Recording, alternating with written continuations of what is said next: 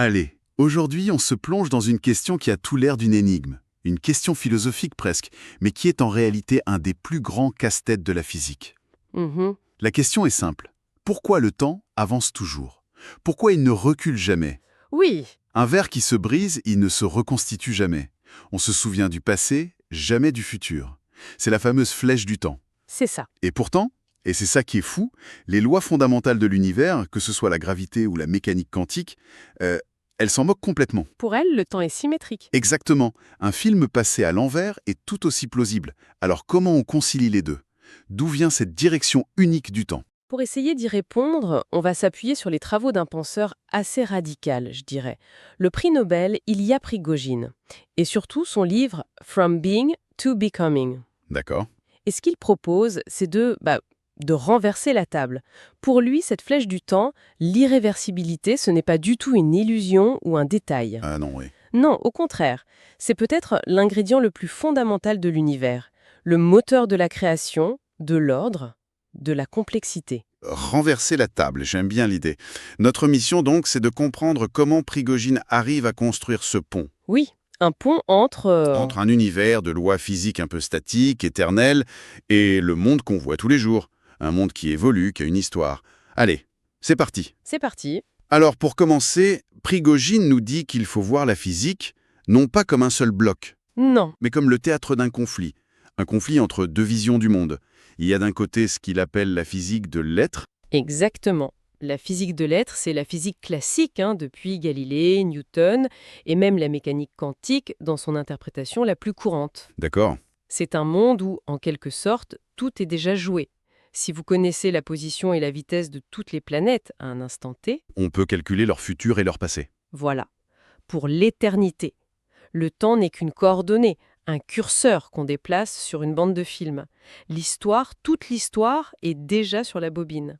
C'est une vision assez glaçante, finalement. Oui, Ça veut dire que le changement, la nouveauté, enfin, tout ça, ce ne sont que des illusions de notre perception. On ne fait que découvrir un film qui est déjà entièrement écrit. c'est tout à fait ça. Le changement n'est qu'un déploiement d'une information qui est déjà là.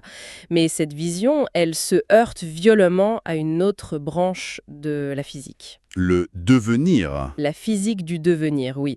Et son terrain de jeu, c'est la thermodynamique. Et c'est là que le temps, tout d'un coup, se réveille et acquiert une direction. Et le grand responsable de ce réveil, c'est la fameuse deuxième loi de la thermodynamique. On en entend souvent parler. Oui, Souvent associée à cette idée de désordre inévitable. c'est le point de départ, en effet. Cette loi introduit une quantité, l'entropie, qui a une propriété vraiment unique.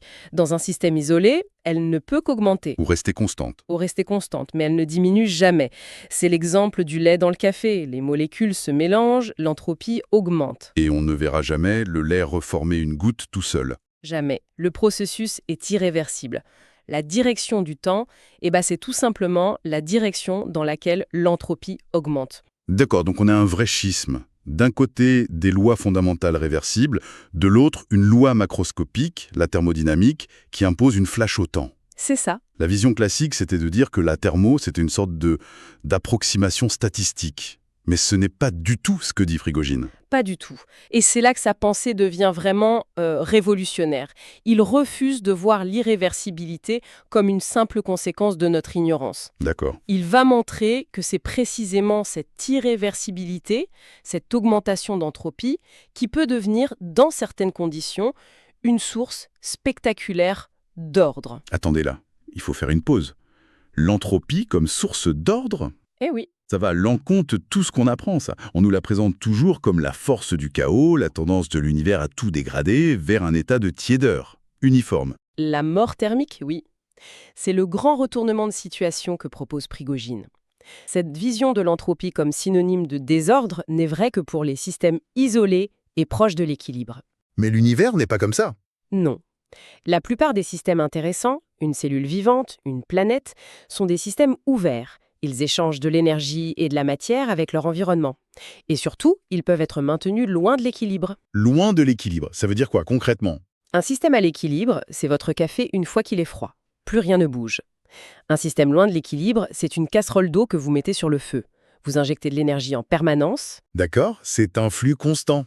Et c'est là que la magie opère. L'exemple le plus célèbre, c'est l'instabilité de Bellard. Vous prenez une fine couche d'huile dans une poêle et vous la chauffez doucement par en dessous. Je vois. Au début, la chaleur se propage juste par conduction, le liquide reste immobile. Exactement. Mais si vous augmentez la différence de température au-delà d'un certain seuil, le système devient instable.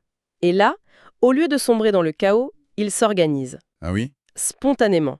Le fluide se met en mouvement et forme des rouleaux de convection ou même de magnifiques structures hexagonales, on dirait des nids d'abeilles. Incroyable. Des milliards de molécules qui se coordonnent pour créer un motif macroscopique. C'est une structure nouvelle, hautement organisée, qui n'existe que parce qu'un flux d'énergie la traverse.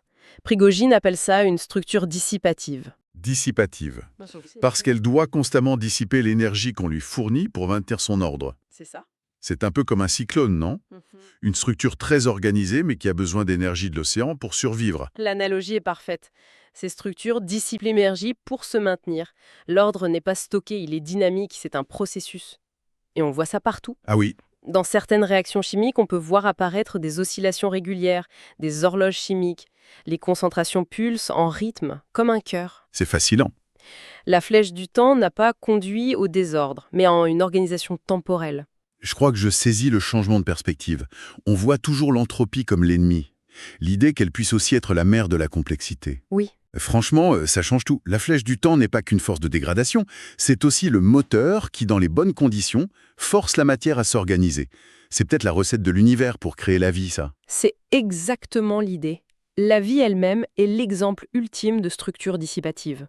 Nous sommes des structures dissipatives. D'accord, l'idée est puissante. Loin de l'équilibre, le chaos peut accoucher de l'ordre. Mais comment ça se passe, concrètement? Quel est le mécanisme? Le déclencheur. Oui, le déclencheur. On a notre liquide calme dans la poêle, et pouf, l'instant d'après, il est structuré en hexagone. Qu'est-ce qui s'est passé? La clé, c'est le rôle des fluctuations. Dans n'importe quel système, il y a en permanence de toutes petites fluctuations aléatoires. D'accord, des mini-variations. Voilà, un groupe de molécules un peu plus rapide, par hasard, une petite variation de densité. Quand le système est stable, proche de l'équilibre, il est robuste. Ces fluctuations sont amorties, elles disparaissent. Comme une pichenette sur une bille au fond d'un bol. Exactement. Elle oscille un peu et revient à sa place. Mais loin de l'équilibre, le bol, il change de forme. Ah, Le système peut atteindre un point critique, un point de bifurcation. Là, il devient hypersensible. L'ancien état n'est plus stable. C'est comme votre bille en équilibre précaire au sommet d'une colline qui se sépare en deux nouvelles vallées. d'accord, elle va forcément tomber d'un côté ou de l'autre. Voilà. Et une fluctuation minuscule, un souffle d'air qui aurait été insignifiant avant, va maintenant être amplifiée. Elle va se propager à tout le système et le forcer à basculer dans une des nouvelles vallées. Une nouvelle structure stable et organisée. Le système doit donc choisir une nouvelle voie. C'est fou parce que ça introduit un élément de hasard, d'histoire, au cœur de la physique. Tout à fait. Deux expériences identiques pourraient donner des résultats différents. Précisément. C'est ce que Prigogine nomme l'ordre par fluctuation. La description du monde n'est plus uniquement déterministe. Elle l'est entre les bifurcations, mais à ses points critiques, elle devient probabiliste. Ça brise la symétrie? Oui, le système pourrait créer un état avec plus de produits à gauche ou à droite. Les deux sont possibles.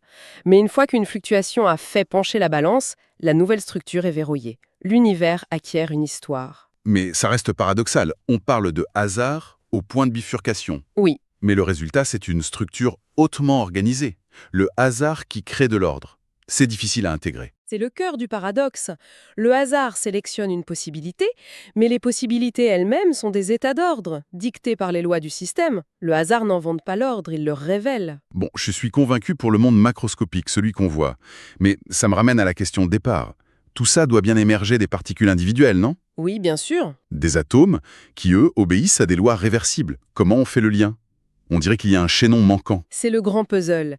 Et c'est là que Prigogine fait sa proposition la plus audacieuse et la plus technique aussi. Il soutient que le problème vient de nos concepts de base. C'est-à-dire? Pour lui, l'idée même d'une trajectoire précise pour une particule ou d'une fonction d'onde en mécanique quantique, ce sont des idéalisations.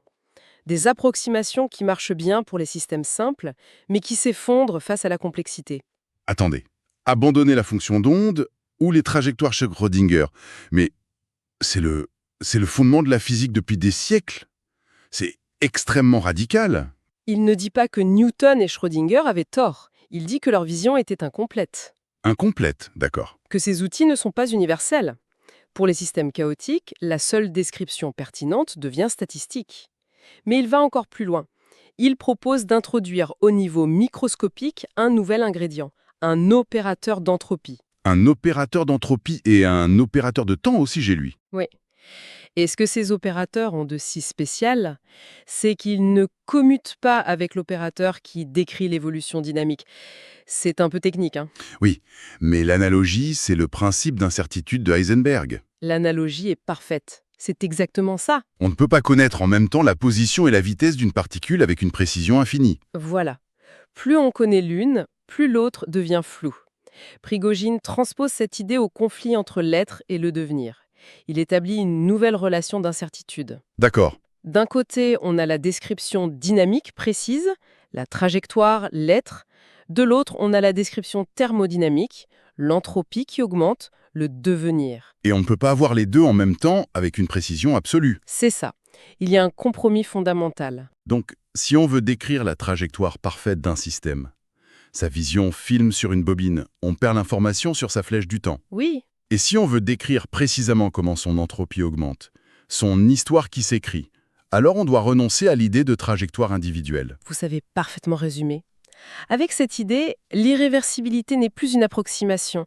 Elle devient une propriété fondamentale qui émerge de la complexité elle-même.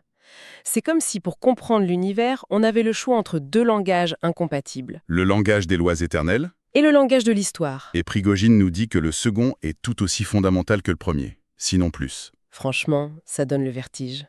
Si on suit cette logique, le temps, le changement, ce ne sont plus des illusions, des artefacts de notre perception, mais des propriétés tissées dans la trame même de la réalité. Oui, c'est une réhabilitation complète du temps en physique. Prigogine aimait citer une lettre très touchante d'Einstein, écrite juste après la mort de son ami Michel Hébéceau.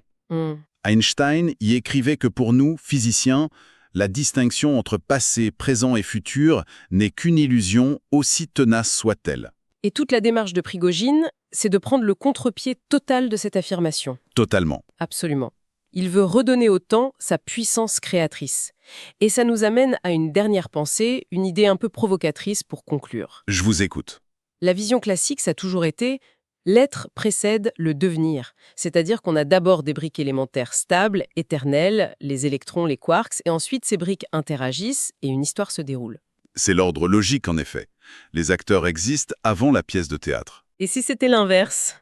C'est ce que suggèrent les travaux de Prigogine. Peut-être que pour les particules elles-mêmes, c'est le devenir qui précède l'être. Comment ça? Autrement dit, une particule n'existerait en tant qu'entité stable et bien définie que parce qu'elle participe à l'évolution irréversible de l'univers, à des processus collectifs. Son être, son identité, ne serait pas une propriété de base, mais une conséquence de son inscription dans l'histoire de l'univers. Donc, L'évolution ne serait pas quelque chose qui arrive aux particules, mais ce qui les constitue.